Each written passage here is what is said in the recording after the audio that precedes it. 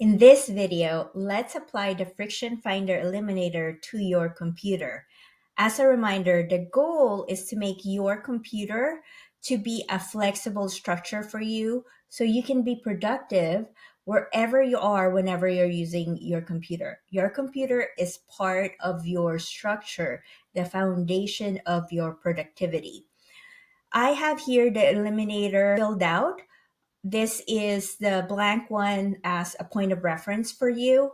I covered up portions here so it does not distract us. I'll use myself as an example how before my computer was not set up as a flexible structure to make me productive and what I did to change that. Let me go ahead and make this bigger so we can see how I did that. First, let's define what action I wanted to take whenever I open my computer or my laptop. Whenever I use my computer, I want to be able to start my one thing priority. In my other course, much more in depth, I talked about the one thing priority. Uh, in simple terms, what that means is I try to do one thing that will move the needle for me that day so that I can be productive. Now, when I open my computer, that would be the starting point, and the action completed would be actually starting my one thing.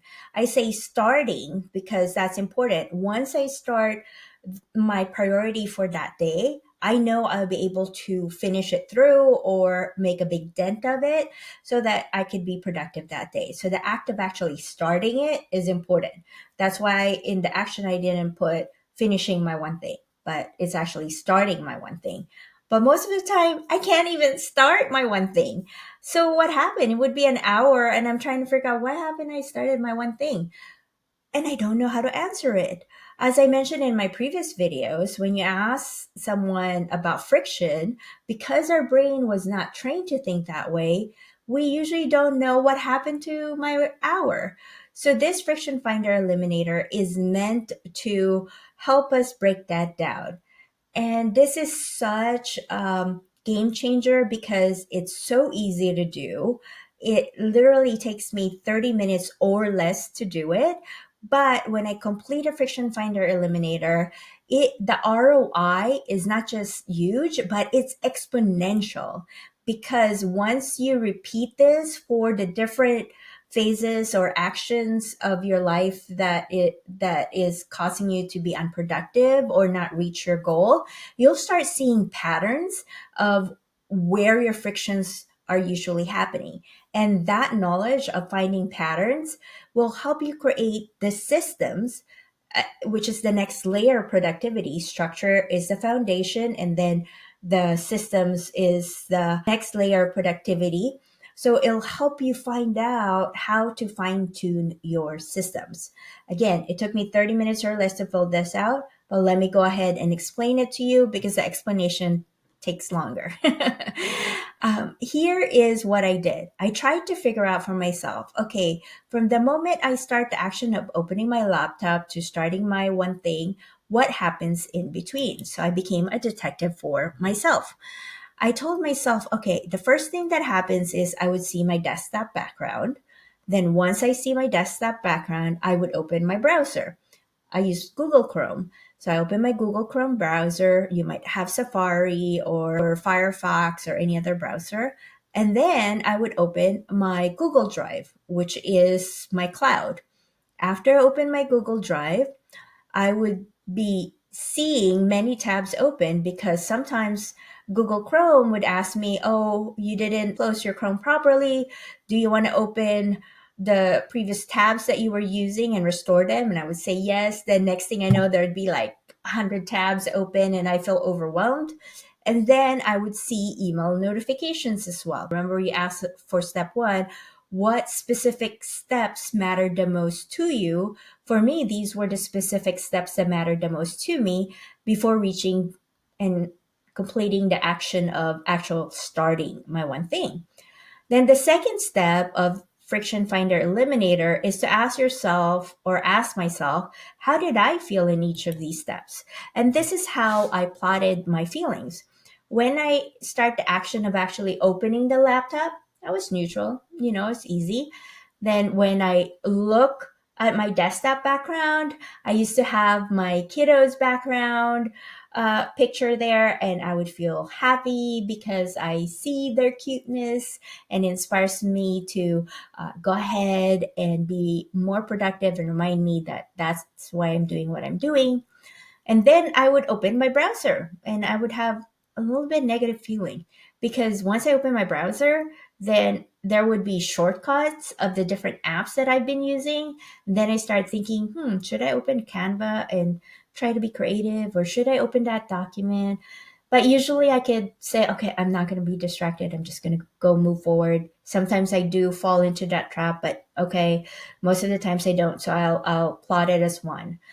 Then I would open my Google Drive. I would feel distracted and a bit overwhelmed as well because I have so many folders, I have so many documents, I'm not sure where to actually click. Sometimes I get over it, sometimes I don't get over my overwhelm. Most of the time, I would just focus on the search bar and search for the document that I'm supposed to do today or use to start my one thing. So, okay, I'll just put it as one. And then about seeing many tabs open, that usually causes me a lot of negative feelings. That's why I put it under three, because then I feel like, okay, I was doing this, this, and this. Maybe I should start and finish this one. Or why was I doing my one thing again? So that would cause me to have the biggest friction in terms of stopping me from being productive and actually completing the action of starting my one thing. So I have it as three. And then seeing my email notifications, that is a number five negative feeling because I remember when I used to be a lawyer at other law firms. By the time I opened my computer, I would have 100 emails from my clients, from my bosses that would just make me anxious and believe that I have to answer all of them right away. Somehow we were trained to think about emails that way, that if we see an unread email, we have to answer it right away. I had to untrain my brain for that. So that's what would happen when I open my laptop. That's why an hour later is when I complete the action of actually starting my one thing. The beauty of this is I was able to identify four frictions, four steps that was stopping me from being productive. And by identifying the depth or the intensity of those frictions, I can focus myself or target which one I should eliminate, because there are some that you might not be able to eliminate, but there are those that are really bad, like seeing email notifications. That's a five for me. I really should prioritize that in terms of eliminating that friction. And how I eliminated that was simple. I actually just closed the tab and not have the email open the entire day, the entire time that I'm working on my one thing, so that I am not anxious and not seeing my email notifications. So once I did that, then that friction became neutral for me. In terms of seeing many tabs open, what I did was I actually learned the how to use the Google Tab Organizer. It's so easy. My friction before why I wasn't doing it was because I didn't know how to use it. But once I did, then it was so much easier. So once I did that, then that became neutral. Now these two, if they're not really that much of a priority for me, or I can actually just overlook them, then I don't need to have to do something. But if it is, then I'll create something to eliminate this friction as a system.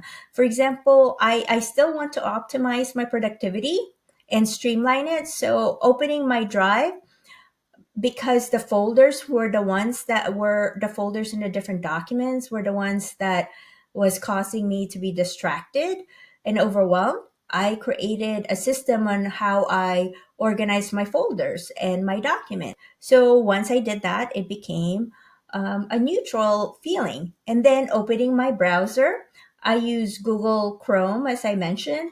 Now, whenever I open my browser, I have it on default to have my Google Calendar as the default. So it's in my face. So the Google Calendar is motivating me and telling me the time is now and this is what you're supposed to be doing. So it reminds me, reinforces the one thing I'm supposed to do. So I just move on. My desktop background, if let's say the desktop background is something that is your friction, because when you see your family picture, then it starts reminding you of, oh, I need to call the doctor, I need to get their medication, I need to call the school. If that's what happens, it's probably better to take out your family or your kids picture from your desktop background. You still love them, mama. It's just that you don't want to be distracted, and being focused and productive is helpful for the family. So this is for the entire family. You can put your pictures in your phone or in print them out on a frame. But for your computer, if that is distracting you, making you think of other things you need to do, take it out. And what I did for me was I took it out because I was getting distracted by my kids' cuteness. And so I changed it into just this purple background because I like purple. So you can set up your desktop to have just a plain background. So it causes me no feeling whatsoever. So I am neutral. So as you can see, what happens with the Friction Finder Eliminator is I now have a frictionless path towards completing the action of starting my one thing. It's now frictionless. Again, it's easy to fill out the Friction Finder Eliminator. It takes 30 minutes or less. The bonus is that you see patterns emerging, the ROI is exponential, and it's a permanent effect on you because now these things, once you set them up to eliminate your friction, those frictions are not going to come back unless something triggers those friction to come back. But most of the time, those frictions are gone. And so the effect is much more permanent than the temporary compliance fuel actually gives us. Another important thing to remember about why the Friction Finder Eliminator is very helpful for our ADHD brain is because it's a visual representation of our journey to actually achieving a particular action or goal. Visual representation is very important for our ADHD brain. We need a second brain because of our limitations with our executive functions.